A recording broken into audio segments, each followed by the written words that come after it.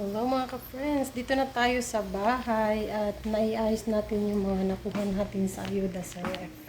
Ayan, nilagay ko na lahat sa ref mga ka-friends, punong-puno. May mga tinapay, yan, mga gulay, yan, bill paper, yan, yung mga nakuha natin sa ayuda, mga cheese, yan, mga gatas na fresh milk.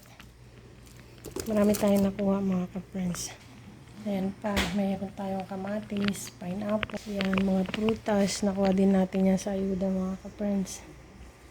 So yan, magluluto tayo ng kalderitang manok mga ka-friends. Ating ingredients, ang ating manok pinakuluan natin sa luya.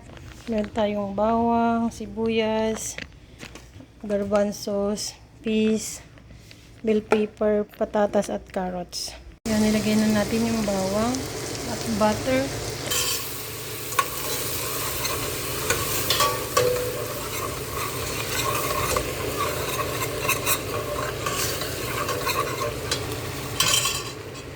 Natin yung apoy para hindi masunog agad yung ating bawang. Yung ating sibuyas.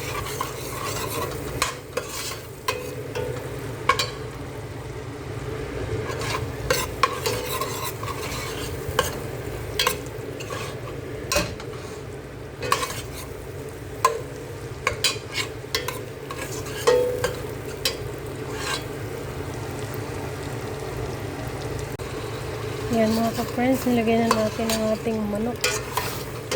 Igisa muna natin siya. Napakuluan na natin ito para madaling maluto. Yan, nilagay na natin ang patatas at carrots.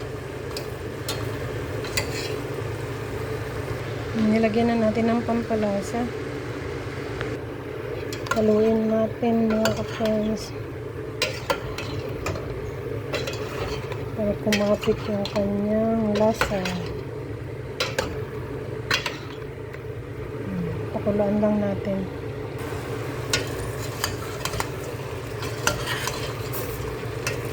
Ilagay natin yung ating caldereta mix.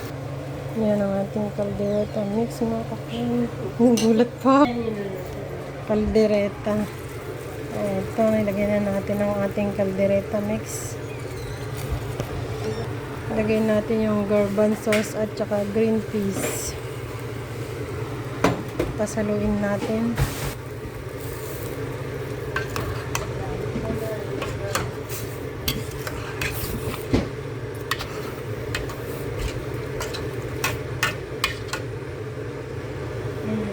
Yan ang ating chicken caldereta mga ka-friends. Kumukulo na.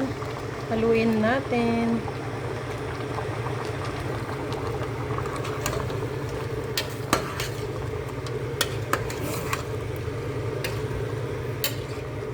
Ating chicken caldereta.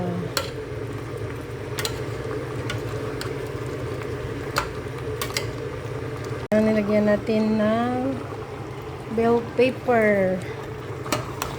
At ating halu-haluin ang ating chicken caldereta.